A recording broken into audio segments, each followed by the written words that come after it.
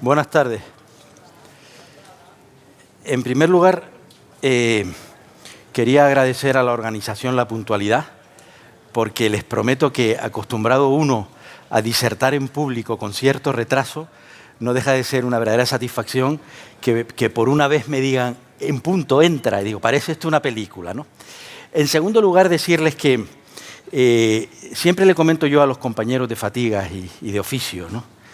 Y amigos por su condición, siempre les comento que la realidad de una ponencia o la validez de una ponencia o la trascendencia de una ponencia no depende de quien la dé, sino del auditorio. Y yo estoy viendo caras hoy aquí tan importantes en este sector que no puedo por menos que agradecerles realmente el privilegio que supone poder hablarles a ustedes, porque aunque parezca lo contrario, son personas que estoy seguro que se van a dar cuenta de la trascendencia de mis palabras.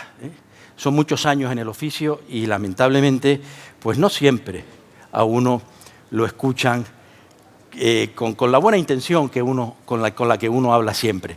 Recuerden esto de escuchar y hablar, porque terminaré diciendo lo mismo. Estoy viendo la cara también de la persona que me invitó o me animó a hablar de esta materia, de la multimarca como derecho, que es Fernando Migueles, el director general de Gambán, de la patronal hermana, y en su momento me dijo, oye, creo que en el momento actual conviene hablar de lo que verdaderamente el sector necesita escuchar. Se puso en contacto conmigo Faconauto y, por supuesto, le dije, oye, ¿te parecería? Dice, nos parecería ideal. Pero no quería ser descortés con Fernando, porque fue la persona que me animó. Y aunque ustedes no se lo crean, hablar de este tipo de materias, ustedes saben que el mundo del derecho es un mundo de matices. Y hablar de esto puede ser columpiarse. Son muchos los intereses en juego, son muchas las circunstancias que afectan y a veces pues no es sencillo. Bien es verdad que yo, que no tengo tipito de torero, suelo arrimarme siempre al toro. Por eso alguna vez me han cogido y gravemente llevo aquí la cicatriz, pero sigo vivo, sigo en la faena y sigo en donde debo estar. Con mis concesionarios, con mi gente en el sector de la automoción, con las marcas también, aunque no se lo crean. Y por eso estoy hoy aquí, para tratar de hablar del derecho a la multimarca. Voy a dividir la exposición en tres partes, aunque haya 6, en tres partes fundamentalmente. El primero, un principio general, que es el libre comercio. Después hablaré de cómo se puede matizar ese libre comercio a través de lo que son las restricciones propias de la competencia, y hablaré después de la multimarca y de los pactos contractuales, de la validez de los pactos contractuales, con unos matices o unos perfiles relacionados con los pronunciamientos de la jurisprudencia, para establecer después unas conclusiones. Ustedes saben, y comienzo, ustedes saben que en la actualidad está siendo bastante conflictiva la aparición de nuevos operadores, hasta tal punto que, como ya sucediera en su día cuando llegaron los japoneses, o como ya sucediera cuando llegaron los coreanos, o ahora que parece ser que llegan otros asiáticos, se produce una cierta revolución sectorial cuando realmente el derecho nos ofrece posibilidades de solución siempre, de equilibrio en la relación mercantil, pero como todos ustedes cada vez saben más, pues se acercan al despacho y te preguntan, oye, ¿cómo es posible que a mí me restrinjan algo cuando el concepto general, la premisa general en el mundo empresarial es el libre comercio? Y efectivamente, te vas a... ¡Ey! Me adelanté, ¿qué he hecho? A ver, perdónenme. Te vas a la Carta de Derechos Fundamentales de la Unión Europea y te dicen que efectivamente la libertad de empresa es un derecho fundamental, artículo 16. Te vas a la Constitución española, en el artículo 38, y te vuelve a hablar de la libertad de empresa como en el marco de la economía de mercado, como un derecho que asiste a cualquier empresario en nuestra nación. Y aún así, muchos de ustedes pretenden ampliar su actividad y se encuentran con el reparo de alguien que advierte, oye, no, conmigo o sin mí, o conmigo o contra mí. O si estás conmigo, lo tendremos que hacer de esta manera. Ese es el verdadero motivo o el verdadero objeto de la ponencia de hoy. Principio general, premisa general, libertad de empresa. Pues bien saben ustedes que no es un derecho absoluto. Es un derecho que en ciertos sectores estratégicos como el nuestro está mediatizado. Es un derecho que cuando se trata de proteger a terceros puede estar mediatizado, y está mediatizado o un derecho regulado, normado por la normativa de la competencia. Pero principio general, libertad de empresa. Cuando se acerque una persona de un fabricante o un concurrente o un competidor a decir, no, es que esto no puede ser, oye, ¿cómo que no? La teoría general dice que es libre establecimiento, libre mercado, libre competencia, libertad de empresa, por consiguiente, yo sí puedo. Bueno, esa es la premisa general. Pero lo cierto es que la normativa comunitaria, fundamentalmente, aunque la normativa española es igual, ya la veremos después, la normativa viene a decirnos, que es el artículo 101 del Tratado de Funcionamiento de la Unión Europea, que son incompatibles aquellos acuerdos que restringen la competencia. Aquí hay insignes abogados hoy y me van a decir, Alfredo, ¿en qué quedamos? Si hay libertad de empresa, ¿por qué te habla la norma de la incompatibilidad de aquellos acuerdos que puedan restringir la libertad de empresa? Pues te lo habla porque cabe el pacto entre empresarios. Y como cabe el pacto entre empresarios, hay que matizar, y por eso el legislador comunitario, que defiende al consumidor, que defiende al usuario, que defiende al empresario, ya sea fabricante, ya sea distribuidor, ha dictado una serie de normas. Pero te dice, oye, es incompatible, pero habrá momentos en los que, dependiendo de las circunstancias, puede ser compatible. Y te dice, hombre, ¿y cuáles son las circunstancias? Hombre, cuando contribuyan a mejorar la producción o la distribución, al progreso técnico o económico, o cuando produzcan ventajas sustanciales al consumidor, que es donde los fabricantes erigen la estructura de sus propuestas. Te dice, hombre, no, yo, por ejemplo, te propongo esta solución porque esto beneficia al consumidor o beneficia al producto. Y por eso ustedes me han oído hablar durante muchos años esto de los reglamentos comunitarios. Esto está saltando de dos en dos y debe ser que lo doy muy fuerte, de los reglamentos comunitarios. Bueno, desde el año 1985, el legislador comunitario, ahí tienen los distintos reglamentos, salió a la palestra y advirtió a los operadores económicos que, teniendo en cuenta que el sector de la automoción es un sector estratégico, estoy hablando de la automoción, aunque realmente los reglamentos son de restricciones verticales y aplican a otros sectores. En el año 2002, aquí se produjo un hito esencial, incluso el legislador comunitario llegó a reconocer que los pactos eran desequilibrados, que esto podía afectar gravemente a la competencia, pero ya en el año 2010 nos encontramos con los reglamentos 330 y 461 que hicieron desaparecer aquellas prerrogativas o aquellas normas que beneficiaban al distribuidor, y recientemente, en el año 2022, ha vuelto a cambiar otra vez la legislación, que no es más que de simple matiz, y están vigentes el reglamento 720, que es el de restricciones verticales, y el 822, que es el específico del sector de la automoción. Bueno, pues estos reglamentos son los que tienen que someter la decisión final en el caso de multimarca, en el caso de que haya una práctica, una restricción de la competencia. Les esbozo muy someramente el artículo 1 de la Ley de Defensa de la Competencia, que es idéntico al 101 del Tratado de Funcionamiento, y el artículo 16 de la Ley de Competencia Desleal, porque es el que habla de la discriminación, de los desequilibrios contractuales y de aquellas circunstancias que podrían afectar gravemente cuando hay carencia de alternativa equivalente. Me van a decir, ¿qué rollo me estás metiendo? Digo, sí, tengo que contextualizarte al principio lo que es la premisa general, la libertad de empresa, cómo hay una serie de normas que lo pueden matizar, porque ahora vamos a entrar en lo que verdaderamente es la multimarca. Y no piensen en teoría en lo que estoy hablando, piensen en su caso concreto, porque aunque hoy yo no voy a citar a nadie, lo más que hice fue citar países asiáticos, aunque yo no voy a citar a nadie, sí les digo que la situación es compleja, cuando menos compleja. Y ya veremos al final de la exposición cómo formularé yo a mí mismo una serie de preguntas que a todos les van a sonar. Muy bien, pues este es el contexto normativo español con el que tenemos que afrontar el tema. Y ahora me voy aquí hay 115 marcas que tengo entendido por lo que me dijo la persona que me ayudó, que fue mi secretaria, que operan todas en el mercado español. Yo no sé si alguna de estas no opera. Por ejemplo, Talbot, yo me acuerdo de niño, pero ahora está ahí. Pero bueno, ahí hay 115 marcas que están en el mercado. Y aquí hay probablemente 70 empresarios que les gustaría tener pues todas las marcas o alguna de ellas. ¿Y por qué no? ¿Y por qué tengo yo que someterme solamente a una? ¿Y por qué por haberme casado con esa señorita no puedo tener familia y si me caso con otra tengo familia numerosa? Bueno, pues eso es importante para poder entender la problemática en la que nos movemos. Consideraciones generales sobre el derecho a la multimarca, que no deja de ser una restricción competitiva si no se cumplen las normas que estamos valorando. En primer lugar, ¿por qué se permite la multimarca? Pues porque garantiza o viene a garantizar una competencia mayor, una competencia efectiva. Porque viene a evitar la dependencia económica.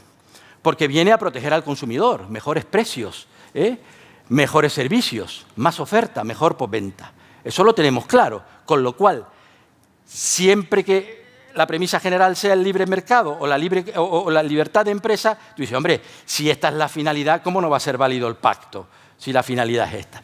Pero ¿dónde está la idea clave? Tú no puedes restringir la multimarca si no es proporcionalmente, o la medida que vas a adoptar es proporcionalmente objetiva, si es necesaria, si no es beneficiosa para la competencia. Esto lo digo porque ya veremos al final cómo vamos a terminar analizando el caso concreto. El mundo del derecho es un mundo de matices, esto no es una churrera, lo que diga el Briganti, porque lo dijo Briganti, no. Hay que analizar si algunas de las restricciones realmente son positivas o son beneficiosas, son proporcionadas o no, y benefician al mercado. Porque hay algunas que no son beneficiosas, a pesar de que el fabricante te diga, no, yo quiero la monomarca. Pero mira, esto es una barbaridad porque sabes que estoy sometido, que no tengo alternativa equivalente y que además no gano dinero. No me puedes obligar a la marca única. Lo veremos. En tercer lugar, tengamos en cuenta que todo aquello que pueda ser utilizable para distintas marcas debería potenciar la multimarca. Por ejemplo, las instalaciones que puedan ser comunes nunca deben reservarse una marca concreta. Yo tengo una instalación muy grande. Ayer hablaba yo con un extranjero que hablaba de palacios. Decía, nosotros llamamos catedrales.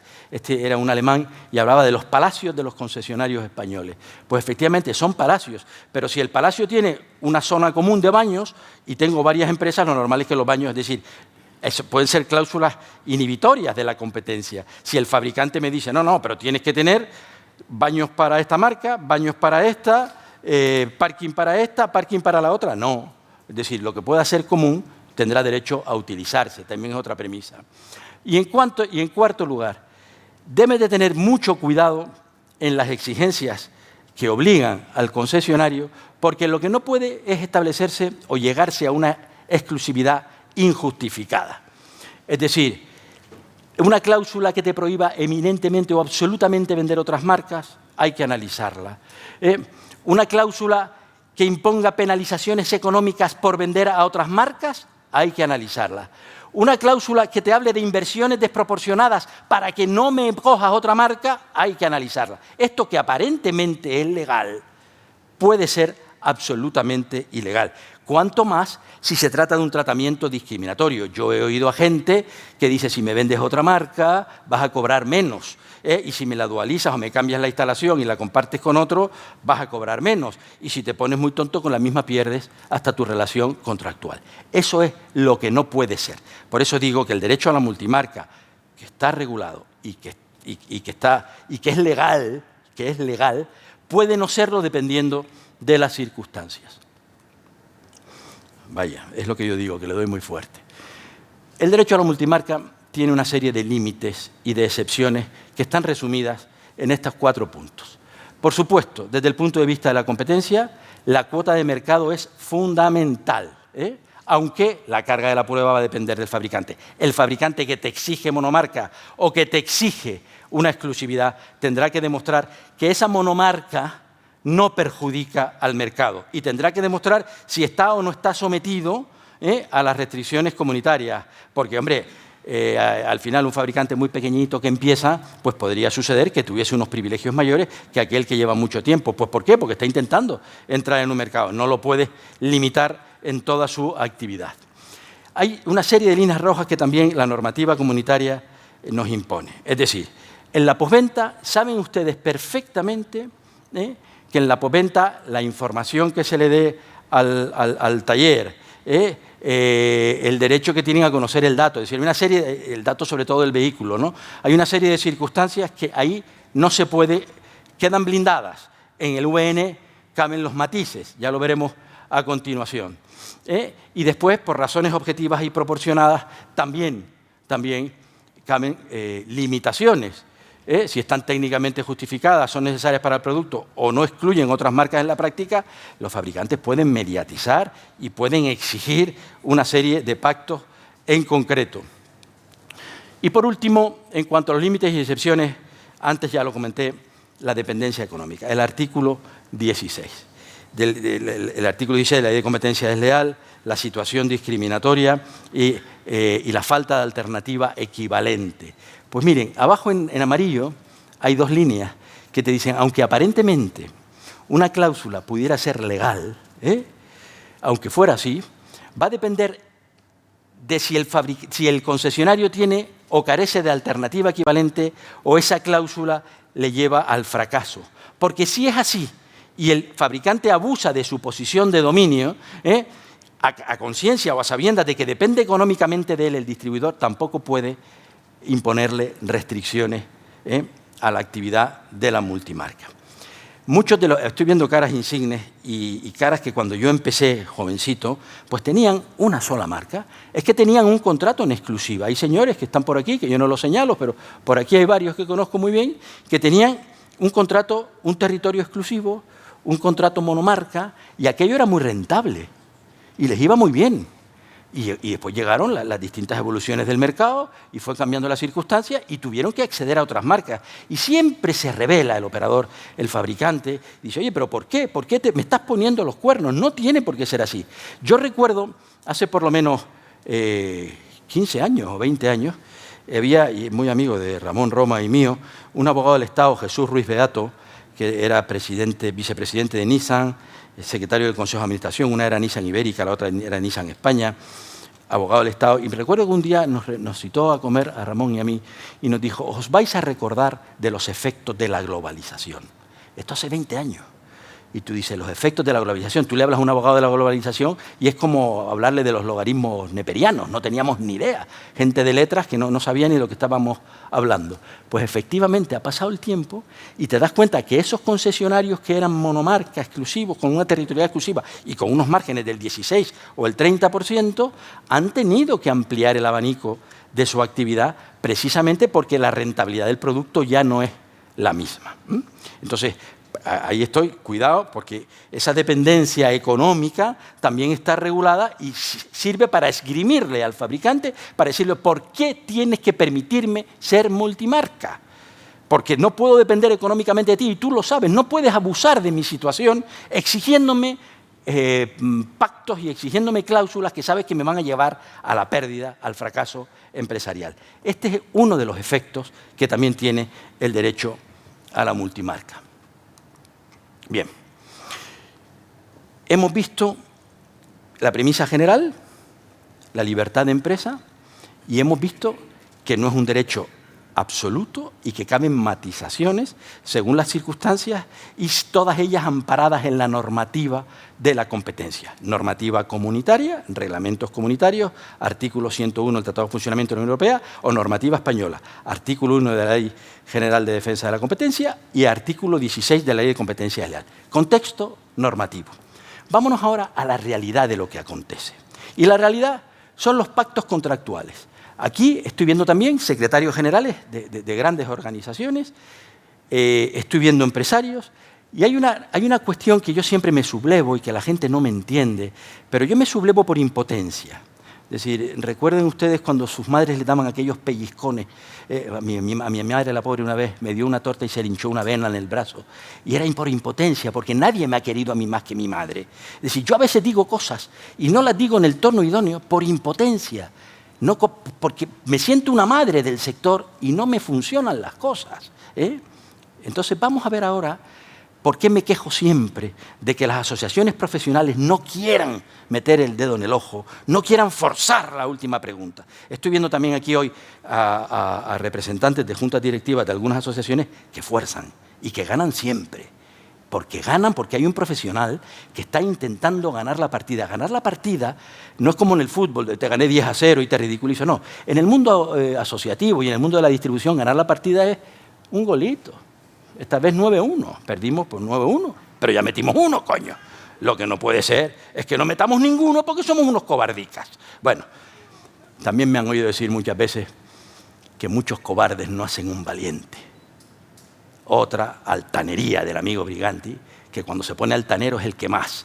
Y después mi madre, la pobre, alardea con sus amigas, qué educado, qué bien eduqué a mi hijo. Claro, por eso no la dejo venir.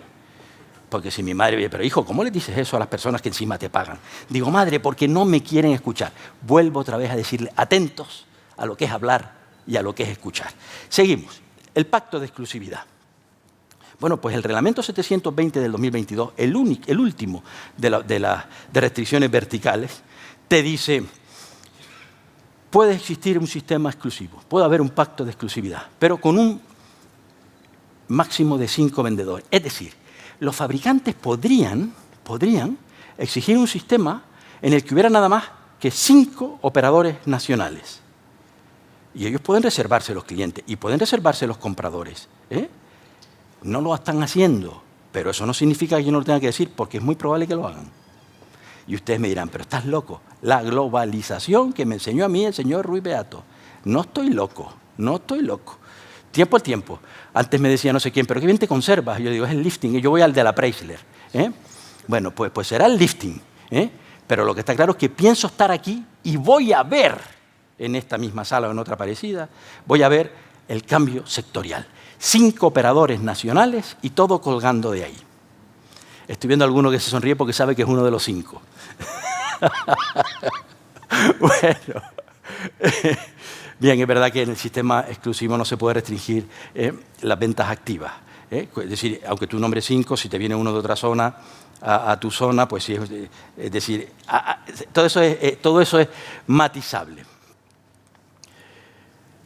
La distribución selectiva, que no sé por qué sale mal aquí, pero estaba bien en el papel. La distribución selectiva, que también cabe el pacto, es la que ustedes están acostumbrados. Es decir, la que impera actualmente en el sector de la distribución. El fabricante escoge el número de operadores y las personas que él entiende que son fundamentales, que son las que pueden operar en el mercado. ¿Por qué? Porque establece unas condiciones y dice, este hombre las cumple y yo tengo la posibilidad de establecer un número clausus, un número total de operadores, y menos en postventa, que también es mi tesis y no es la de algunos juristas, pero es la mía y me voy a mantener hasta la muerte porque sé lo que estoy diciendo, que es que si cumples con los criterios de selección no te pueden quitar, salvo que incumplas tus obligaciones mercantiles. Pero en toda la distribución selectiva, si tú cumples, cumples y puedes continuar. Si incumples tus obligaciones de pago, no. Si incumples con la hacienda pública, tampoco. Si incumples, ¿por qué? Porque vienen los incumplimientos graves y reiterados que están por encima del sistema selectivo. Por supuesto que en este sistema, en estos pactos de distribución selectiva, como ustedes saben, ustedes se obligan a no vender a revendedores no autorizados. También, hombre, si lo hacen, pues también les pueden quitar y no será la primera vez que esto ha pasado. Y nos encontramos, y no quiero entrar aquí, lo de los 5 años renovables, porque es verdad que estos pactos restrictivos de la competencia, bueno, ya que me embalo lo digo, estos pactos restrictivos de la competencia pueden tener una validez de 5 años. Es decir, el pacto de monomarca, por ejemplo, o el pacto de no competencia puede tener una validez de 5 años. Hasta hace poco no se podían prorrogar, ahora se pueden prorrogar. Claro, la gran duda que a mí me genera es si se trata de pactos o imposiciones. ¿Son pactos o imposiciones? ¿Pactan ustedes libremente que no van a coger otra marca? Muchos dicen sí, porque monto otra sociedad y cojo otra marca. Bueno. Vamos a ver, porque también se habla de empresas vinculadas en los contratos. La palabra empresas vinculadas está en casi todos los contratos ya. El grupo O, empresa vinculada. El no sé qué O, empresa vinculada. Es decir, que te están constriñendo en la capacidad de desarrollo empresarial. Pues aquí volvemos a lo mismo. Vuelvo otra vez a apelar al sistema asociativo y vuelvo a apelar. ¿Y por qué apelo al sistema asociativo? Pues por lo que les decía antes, es muy difícil escribir. Miren, estaba a mediodía comiendo algo con mis compañeros de Fatigas y les decía, qué astucia la de los fabricantes creando el signature ese que se llama. ¿Cómo es? Signaturi. El signaturi ese. Es decir, antiguamente, en la época de José Luis y la mía, que éramos los dos niños, pues tú firmabas el contrato, que eran 100 páginas, terminabas con un dolor de muñeca tremenda, y a lo mejor la cláusula 16 hablaba de una renuncia, y José Luis, que toda la vida ha sido un atrevido del carajo, torero como yo, ponía una cláusula sin perjuicio de mis derechos, y lo ponía a bolígrafo. Claro, cuando llegaba, y además te lo ponía en la página 16, que era la que ponía la renuncia, llegaban todos los contratos de toda la red, que entonces eran 180 tíos, no eran 50, y el director de desarrollo de red de la marca no podía estar mirando página por página.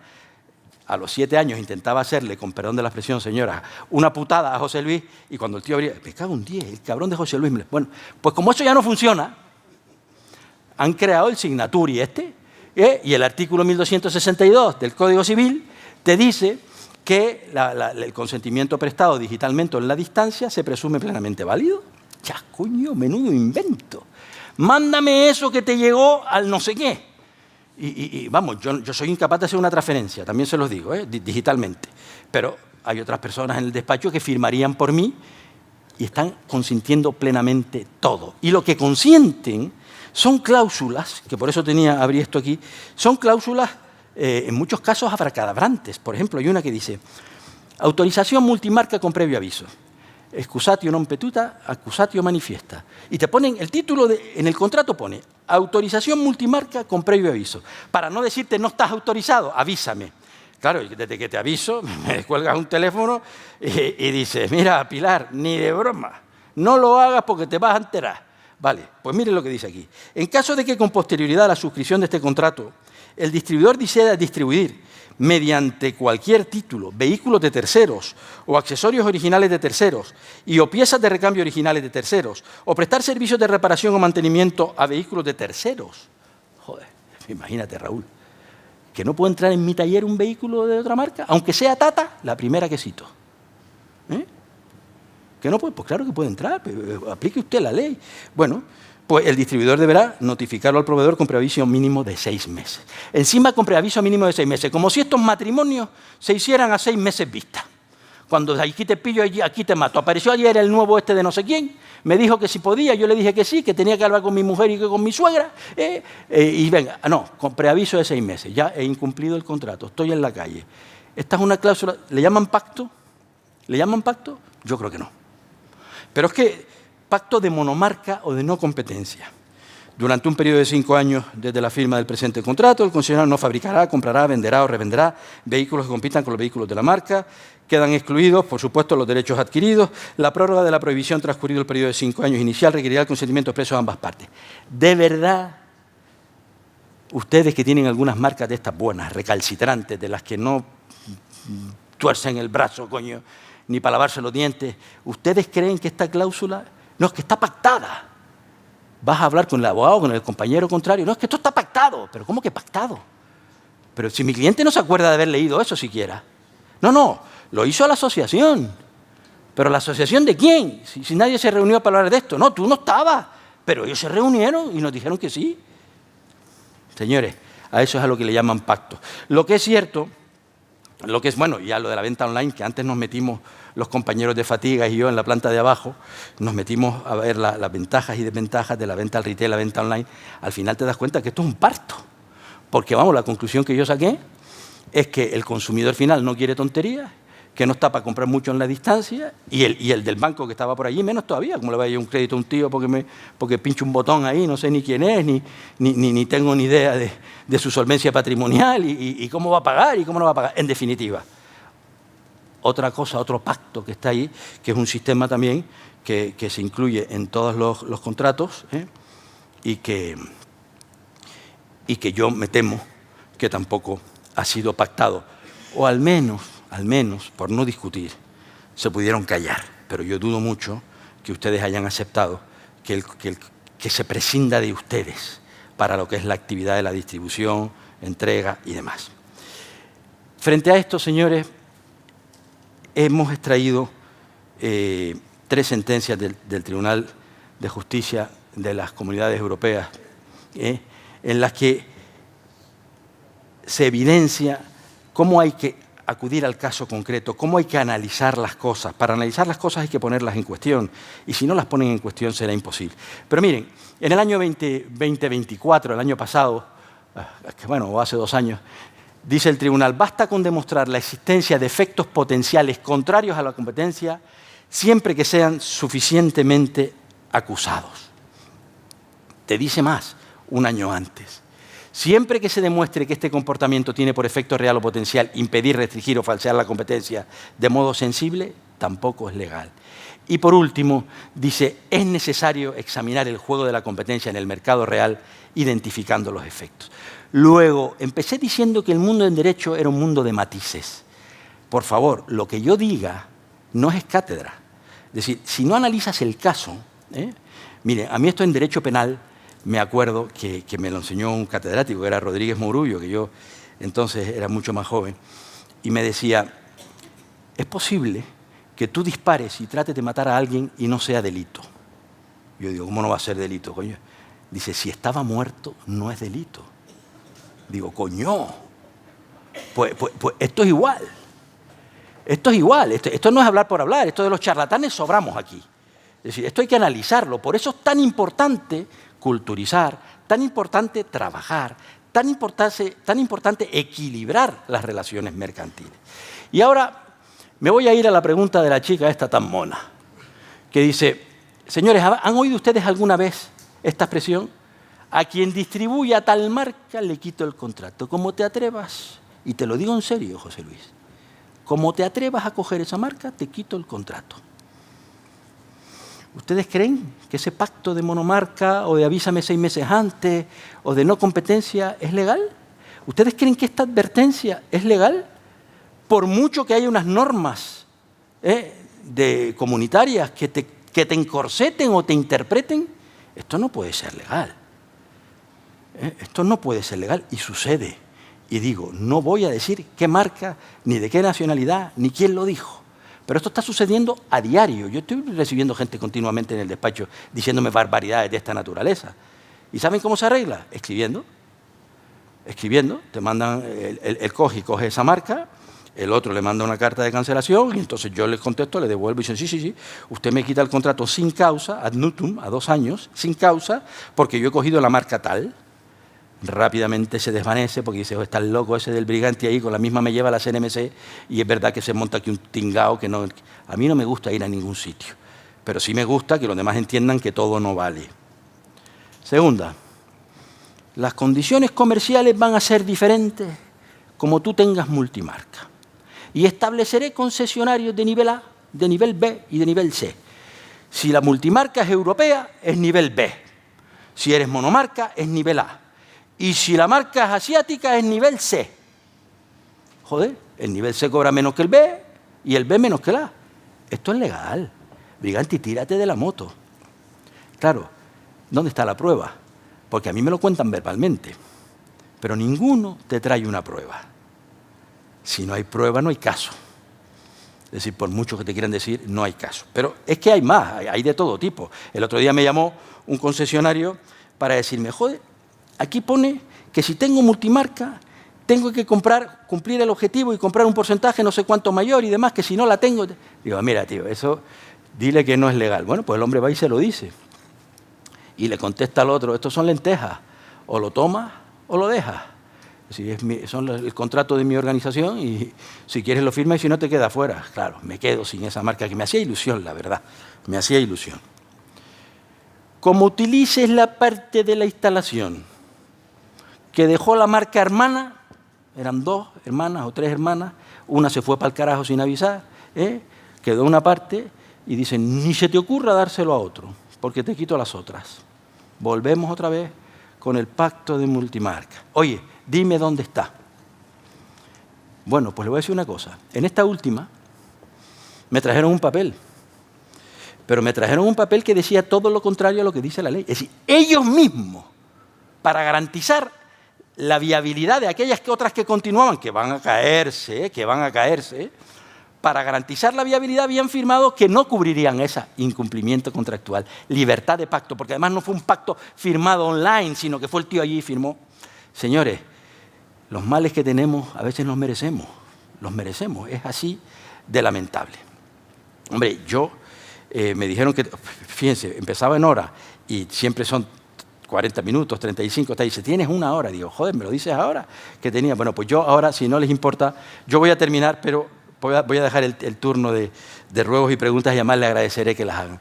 Pero dicho esto, vamos a establecer unas conclusiones. La primera, el derecho a la multimarca no es absoluto. Lo dije antes, ¿eh? No es absoluto, tiene sus matices. Está protegido por el derecho de la competencia, es cierto. Su finalidad es garantizar la competencia efectiva, evitar situaciones de dependencia económica y defender al consumidor. Está especialmente reforzado en la actividad de postventa. Recuerden que en la actividad de postventa la multimarca no se puede restringir, siempre que se cumplan con los criterios selectivos y demás. La exclusividad es legal, por supuesto, siempre que se justifique y se pacte. Lo procedente es analizar caso por caso y sin pruebas, mejor callarse. Eso de levantar polvajera, que decimos en Canarias, ¿eh? Levantar polvajera cuando no hay pruebas, mejor es callarse, ¿eh? Y hay muchos que se dedican a decir lo que no es y después confunden al abogado y el abogado pues comete errores graves. Ya yo lamentablemente estoy muy mayor o empiezo a estar mayor y ya pues pregunto y me pongo pesado porque a veces no me creo lo que me cuentan los clientes y suele ser verdad, Bueno, pues para terminar, ustedes saben que nosotros, mis compañeros de Fatigas y yo, pues publicamos todas las semanas una frase, además desde hace muchos años, una frase que es una frase por aquello del humanismo y demás, que creo que el ejercicio del derecho es un pequeño sacerdocio y tienes que estar siempre culturizando y tratando de ayudar y tratando de influir en las decisiones de los demás. Bueno, pues la frase era esta: hablar es una necesidad, pero escuchar es un arte. Yo solamente espero, señores, que este charlatán haya dicho algo que a ustedes les haya permitido escuchar, porque seguro que serán mejores empresarios a partir de hoy. Muchas gracias.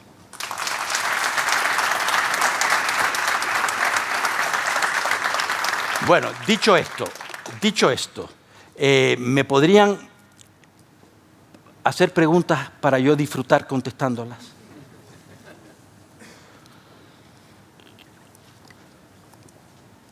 No me digan que ninguno ha tenido ningún problema. No me lo digan.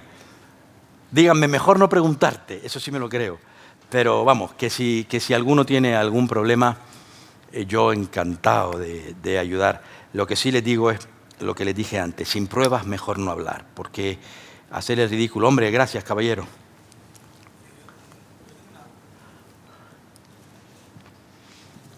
Yo tengo una duda que siempre me he preguntado. Vamos a ver, cuando hablamos de pactos, de acuerdos, de firmas contractuales, de un contrato que no está negociado, porque yo no firmo un contrato y menos por el sistema que ha dicho del signature, que al final, de hecho, te dan una parte del anexo, el resto está depositado en una notaría en Madrid, que vete tú a sacar el documento, a leértelo y no es negociable.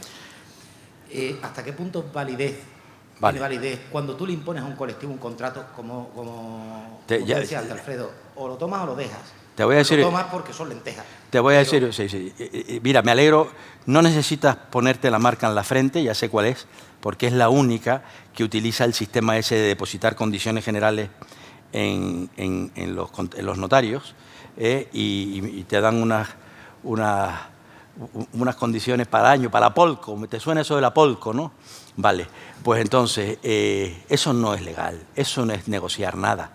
Eso es el cachondeo de este país, que encima ustedes y no tú, encima lo avalan. Y al que desacreditan es al abogado que dice, ¿pero esto qué es? Cállate, que no te hemos contratado para que no me montes un incendio aquí. Es una cuestión de principio general, es decir, los contratos normales que se negocian. En este sector no se negocian.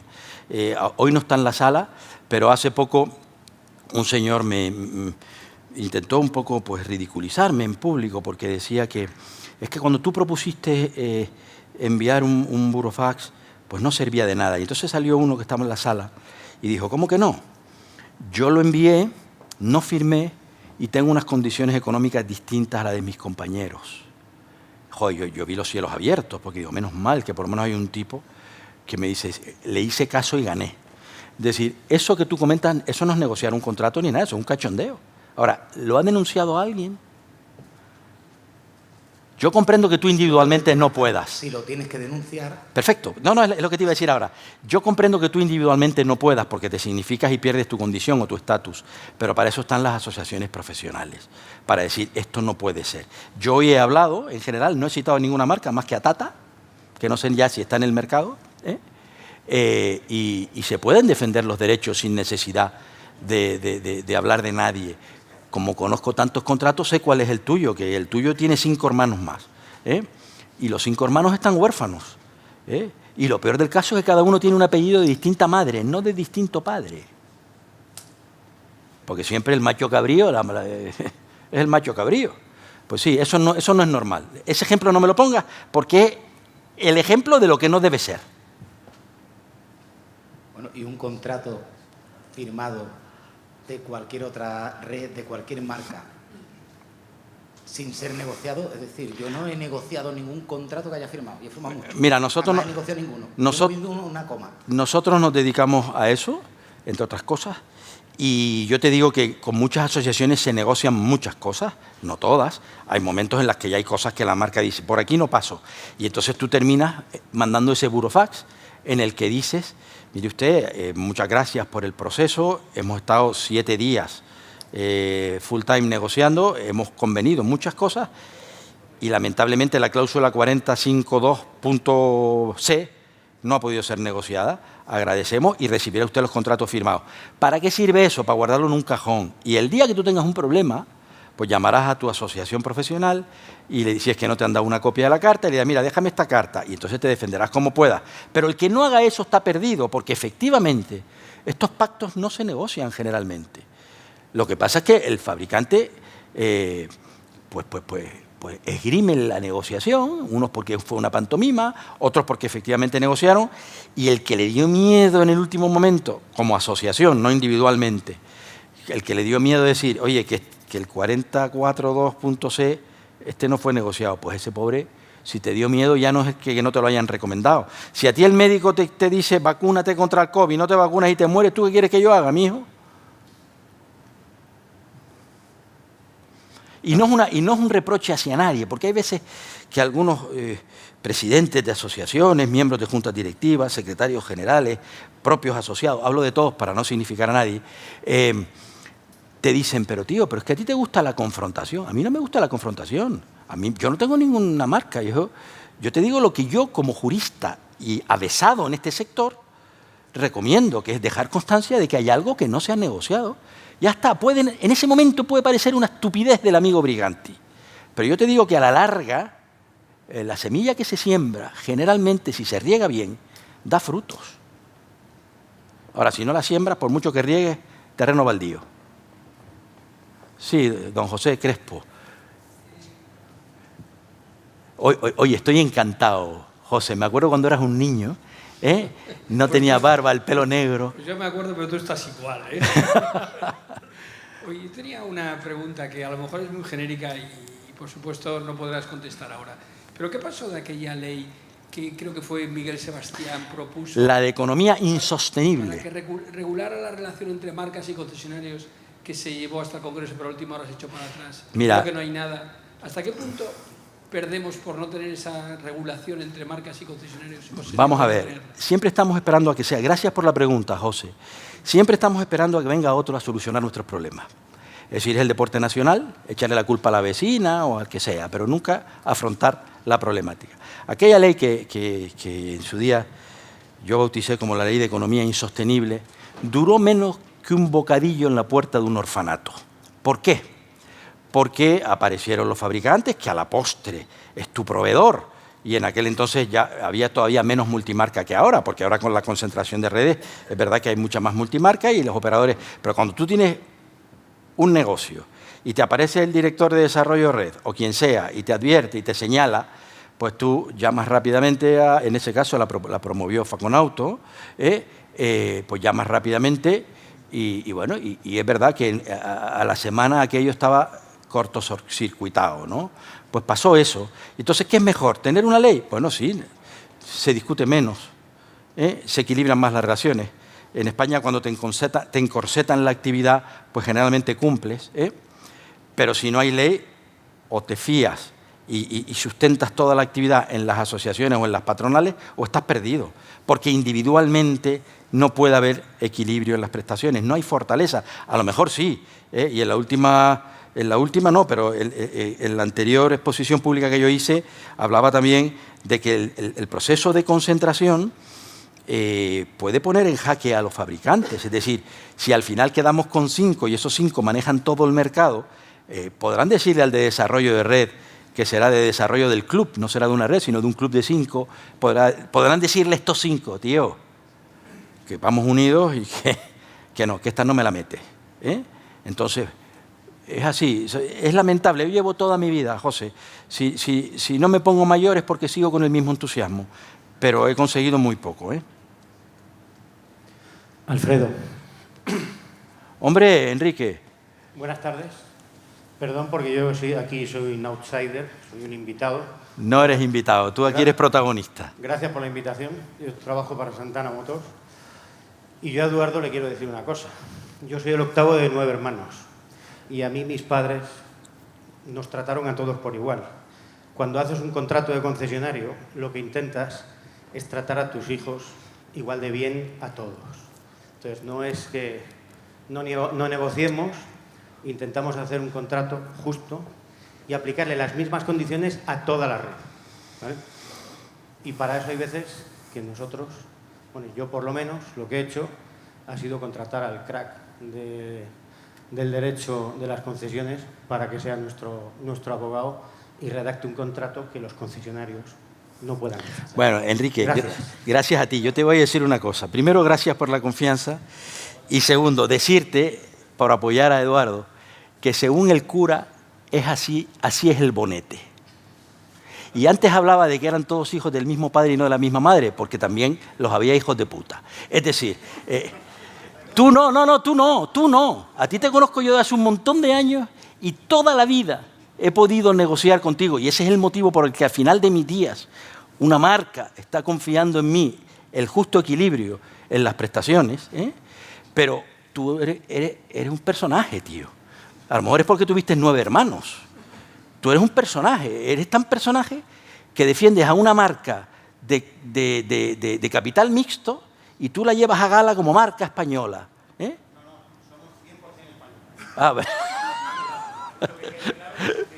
Eres un personaje. Según el cura, así es el bonete. Podéis ir al registro y chequear que Santana Motors es una empresa 100% española, que lo va a seguir siendo. Y yo, encantado. Tú sabes que yo soy de los que defiendo el producto nacional y una de las cosas que más me tiene enrarecido personalmente es ver cómo vamos o cómo estamos dejando que se haya perdido nuestra industria tradicional por falta de coraje, ¿no? Esta mañana estuve en el Congreso y hablaban de las políticas industriales y en la plenaria, ¿no? Y te prometo, a lo mejor porque soy canario, a lo mejor porque vivo mucho en la distancia de la península, aunque hace 44 años que vivo aquí, pero chico, si estoy en este sector y he renunciado a tanto por seguir defendiendo a los distribuidores, es porque he creído en la industria nacional. Y veo que me voy a morir y se me ha volatilizado la industria nacional. Yo creo que lo que ustedes han hecho en Linares es una proeza. Es decir, aunque sea para Linares, pues ofrecer puestos de trabajo, intentar. Lo que pasa es que, bueno, vamos a ver, pero no es el camioncillo aquel que teníamos cuando éramos unos niños que si nos regalaban uno de Matchbox pequeñito ya nos sentíamos poderosísimos, ¿no? Pero de todas formas, gracias, Enrique, por la intervención. A mi amigo Enrique. Nosotros somos menos hermanos, pero al final, Enrique, yo te puedo decir de muchos contratos que he visto, no voy a decir de los que tengo firmados, de muchos contratos que he visto que hay cláusulas nulas de pleno derecho en casi todos. Y tú eres consciente. Entonces, cuando tú metes cláusulas abusivas, nulas de pleno derecho, igual que las financieras, yo estoy harto de firmar pólizas bancarias donde hay cláusulas que son nulas, que en la práctica no se llevan. No estás negociando un contrato justo. Si estás metiendo una cláusula que ya de por sí no es legal o que es abusiva. No hablo de Santana Motor, una empresa nacional o local Me iba a meter contigo, pero te voy a dejar. No hablo de Santana ni de ningún fabricante en concreto. Hablo de un sector donde una asociación no tiene poderes míos para representarme. Yo estoy dentro de la asociación y a veces me pregunto si me beneficia o me perjudica. Porque si negocian algo que a mí me perjudica y que yo no estoy dispuesto, tengo que ir con el colectivo. Pero en cualquiera de los casos, y Alfredo, yo recuerdo una reunión que tuvimos precisamente con la marca que tú dices que tengo aquí, que había que mandar, había que apoderar para que pudiéramos poner una reclamación, una demanda o lo que fuera. Es decir, las asociaciones negocian, efectivamente, se negocian parte de los contratos, pero las partes vitales del contrato que el fabricante no quiere mover, no se mueve ni una coma. Es verdad. Y eso es una imposición. Es verdad. Pero si tú eres capaz de demostrar que esas exigencias te obligan a perder rentabilidad o te llevan a la ruina, esas cláusulas se pueden discutir también. El problema es que no se trata de discutir, vuelvo y repito, porque es un estado de necesidad, es tu proveedor. Es decir, aquí, por eso hay que crear cultura, por eso conviene escribir y dejar escrito, para que el día de mañana, o poco a poco, porque si nosotros que llevamos tantos años haciendo esto, hubiésemos escrito más, yo escribo muchísimo, y mis compañeros también, pero que nosotros escribamos parece que es para lucirse uno, y cuando hay que hablar de todas estas cosas, hay que hablar para tratar de darle la vuelta un poco al sector. Enrique, cuando dice, Alfredo, yo permití que ustedes vieran un contrato y lo analizaran y nos dieran las objeciones y tal, es porque quiere equilibrar. Pero ya te digo, según el cura, así es el bonete. Enrique, tú sabes muy bien que no todos los consejeros delegados son iguales. Tú sabes muy bien que una misma marca, dependiendo quién la esté liderando, así abusa más o menos o es más o menos permeable. Quiero decir que es todo muy relativo. Lo que sí tienen que tener muy claro es que el que no quiere escuchar, al final no oye, ¿eh? Es decir, yo te digo, Eduardo, ¿por qué después de aquella frustración que tú viniste no intentaste de alguna manera escribir? Porque yo te hablaba antes de otro señor, que es muy conocido además, que dice, esto no lo voy a firmar, se plantó, y la marca lo llamó el último día y le dijo, ven para acá, lo vas a firmar en estas condiciones, te doy este anexo, te doy esta adenda, te doy esta carta, y hay unos pactos entre ellos dos. ¿Por qué? Porque la legalidad la defendía este chico, que el último que firmó, los demás fueron en plan rebaño. Pues esa es la realidad. Y hoy por hoy, que parece que hay mucha multimarca, ustedes saben que está trayendo unos problemas tremendos la multimarca. Porque los fabricantes muchos se oponen y te utilizan todo tipo. ¿Y por qué cada vez que hay un cambio reglamentario los fabricantes intentan cambiar sus contratos?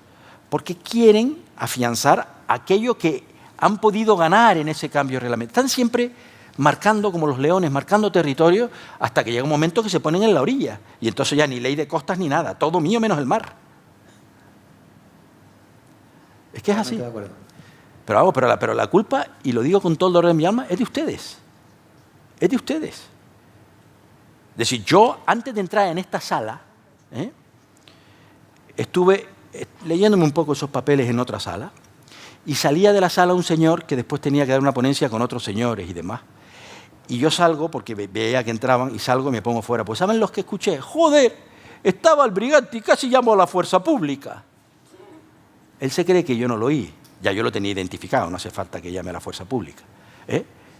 Pero entre pillos anda el juego y así se despacha el producto.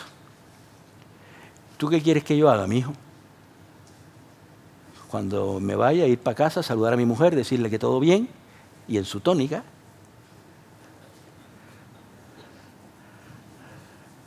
Bueno, señores, algo más. Yo encantado, pero creo que algunos se están aburriendo.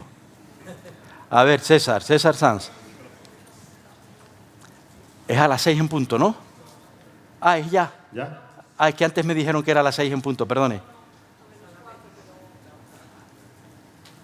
Bueno, pues si usted quiere me bajo yo.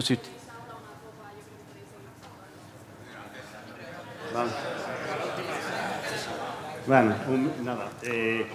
Alfredo, al final, bueno, como siempre nos interpela, sobre todo a los secretarios, y a mí me ha tocado estar en muchas negociaciones de contrato y salvo alguna nunca he tenido éxito.